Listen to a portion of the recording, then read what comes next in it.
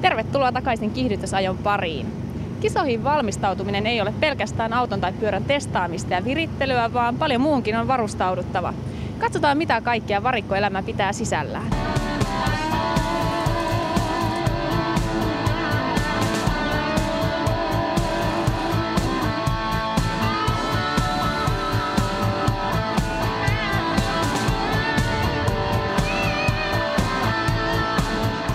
No, tämä on kyllä ihan oma mielenkiintoinen maailmansa, että meillä on tässä tiimi, meitä on itse asiassa 7 henkeä. Tullaan tänne rekalla yleensä kisaa edeltävänä iltana ja pannaan leiri pystyyn ja sen jälkeen auto katsastetaan ja siinä on normaalit toimenpiteet, auton säädöt ja muut ja illalla saunotaan ja sitten nukkumaan, että ollaan virkeitä ajopäivää varten. Millaisia tavaroita ja varusteita tuolta rekasta löytyy? No käytännössähän siellä on autokorjaamo tuolla sisällä, että sieltä löytyy lähes kaikki välineet, että me voidaan ylläpitää tuota autoa täällä kilpailujen aikana ja sen lisäksi asuntotilat, että voidaan majoittua täällä. Kuinka hyvin näin kisaviikonloppuna pystyy rentoutumaan täällä vai onko se täysin mahdotonta? Tämä on aika hyvää rentoutumista tämä kilvanajo, että kyllä täällä pystyy rentoutumaan aivan mainiosti. Meillä nyt 8 pyörää mitä ajetaan, niin meillä täytyy olla niin kuin riittävästi kaikkea mukana. Ja tännekin tultiin yhdellä bussilla, missä on peräkärry.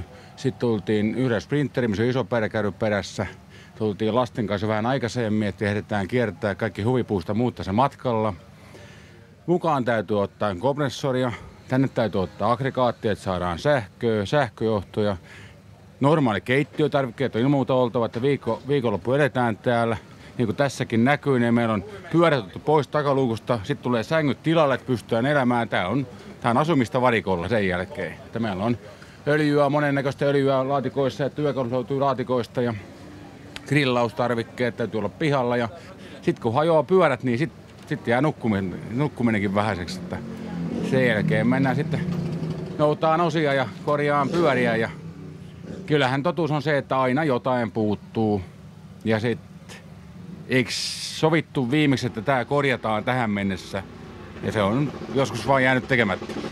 Mikä on näiden pienempien tiiviläisten rooli täällä? Kyllä ne pitää niin kuin mielen virkeänä.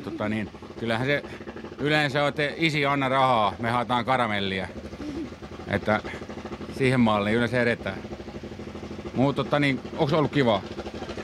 On ollut kivaa. Joo. Mikä oli parasta? No, laitteet. Niin, Powerparkissa vai? Niin. Ei, kyllä täällä on paremmat laitteet. Ei oo. On. Ei oo. Entäs mistä sä pidät täällä kisoissa yleisesti ottaen eniten? No, ihan täällä varikolla istuminen tai se katteleminen, kun siellä on noi autot on tuolla menee ja moottoripyörät. Niin kyllä se ihan kivaa.